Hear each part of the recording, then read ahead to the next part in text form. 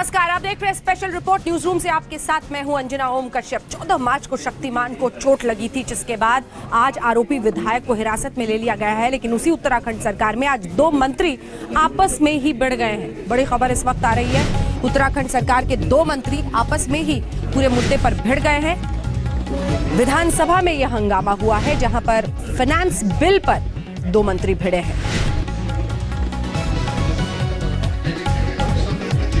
हरक सिंह रावत मंत्री प्रसाद में ये भिड़ंत हुई है, जिसकी तस्वीरें आप इस वक्त देख रहे हैं। फाइनेंस बिल पर दरअसल ये एक तरफ शक्तिमान को लेकर सियासत तेज, और इधर ध्वनि मत से बिल पास कराने पर ये मतभेद, और इसी को लेकर हंगामा हुआ सरकार में। उत्तराखंड सरकार के आपस में ही दो मंत्री भिड़ गए, नारेबाजी भी हुई है, जमकर देख लीजिए।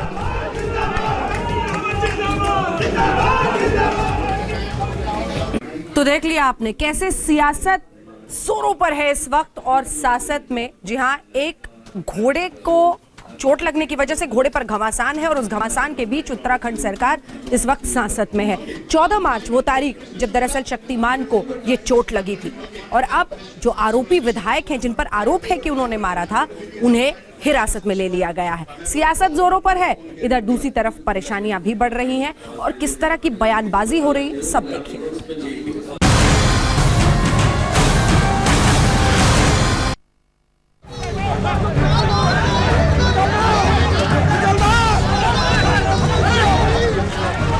4 दिन पहले पुलिस के घोड़े पर लाठियां फटकार कर अपनी बहादुरी दिखाने वाले विधायक गणेश जोशी का सारा जोश ठंडा पड़ गया। देहरादून पुलिस सादे कपड़ों में आई और विधायक जी को उठा लिया।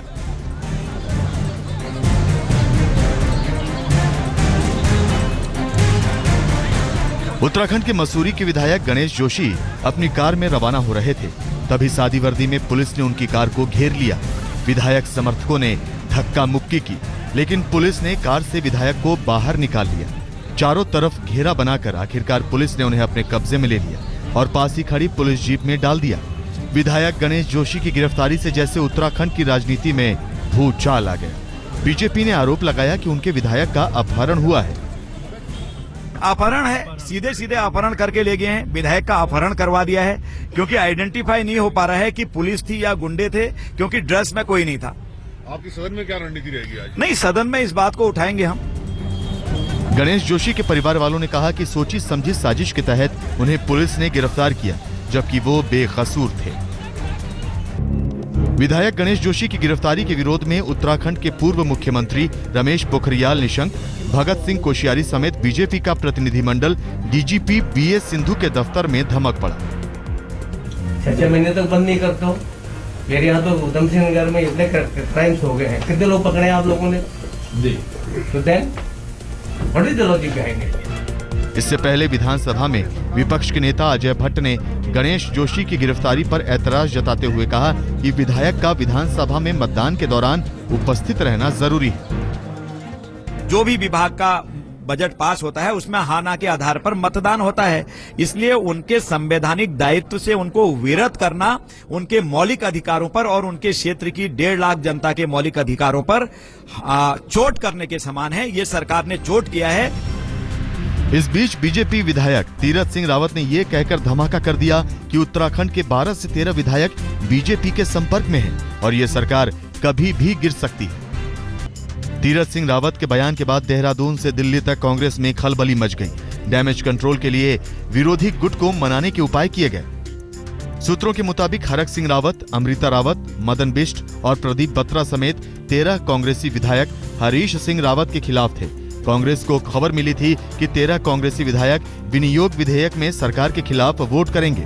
मुख्यमंत्री हरीश रावत ने बागी मंत्री और विधायकों की सारी बातें मान ली। सूत्रों के मुताबिक समझौता ये हुआ कि विजय बहुगुणा को राज्यसभा भेजा जाएगा और कृषि मंत्री हरक सिंह रावत अगले विधानसभा चुनाव में मनमाफिक सीट पर चुनाव लड़ पाएंगे। एक घोड़े की टांग पर शुरू हुई सियासत उत्तराखंड सरकार की चूल्हे हिला गई। बीजेपी विधायक को गिरफ्तार करना सरकार पर भारी पड़ सकता था, लेकिन सब कुछ संभल गया। देहरादून में दिलीप सिंह राठौड़ के साथ आज तक ब्यूरो।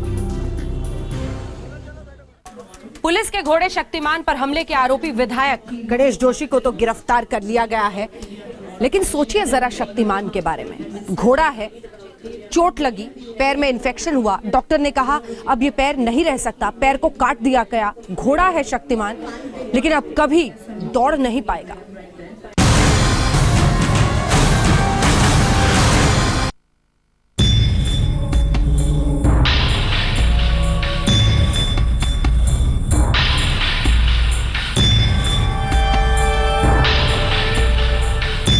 जिस टांग के जोर पर शक्तिमान हवा से बातें करता था, वो टांग अब उसके तन से अलग कर दी गई है। टांग क्या कटी, शक्तिमान की शक्ति ही छिन गई। 14 मार्च को देहरादून में पुलिस और बीजेपी कार्यकर्ताओं के संघर्ष में शक्तिमान के साथ वो हादसा पेश आया जिसने उसकी जिंदगी बदल दी। उस रोज धक्का मुक्की में शक्तिमान की बाईं टांग टूट गई थी। शक्तिमान की जिंदगी और उसकी टांग दोनों पर खतरा था। 15 मार्च को पंतनगर मेडिकल यूनिवर्सिटी की टीम ने शक्तिमान का इलाज किया, लेकिन टांग ठीक नहीं हो पाई।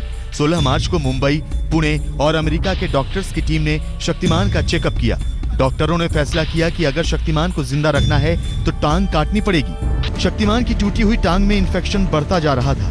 घायल टांग अब उसके लिए जिंदगी और मौत का सवाल बन गई थी, इसलिए डॉक्टरों ने ऑपरेशन की तैयारी की। 17 मार्च को शक्तिमान का ऑपरेशन शुरू हुआ। रात करीब 8:30 बजे ऑपरेशन शुरू किया गया। करीब 1.5 घंटे तक ऑपरेशन के बाद शक्तिमान की घायल टांग को काट दिया गया।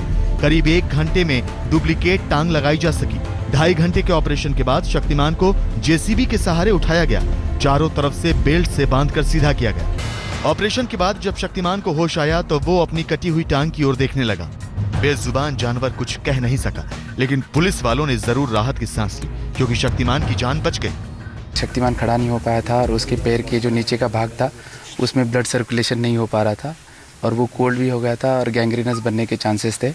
तो इसलिए आज सभी लोगों ने ये निर्णय लिया, डॉक्टर्स ने, कि उसके पैर को एम्पुटेट किया जाए। शक्तिमान पर लाठियां फटकारने के आरोपी विधायक की गिरफ्तारी हो चुकी है। इस मामले में पुलिस पूरी कार्रवाई कर रही है, लेकिन शक्तिमान की तो शक्ति ही चली गई। अब वो कभी रेस नहीं लगा पाएगा, कुलांचे नहीं भर पाएगा, मोर्चे पर अपनी शक्ति नहीं दिखा पाएगा। दिलीप सिंह राठौर, देहरादून, आज तक।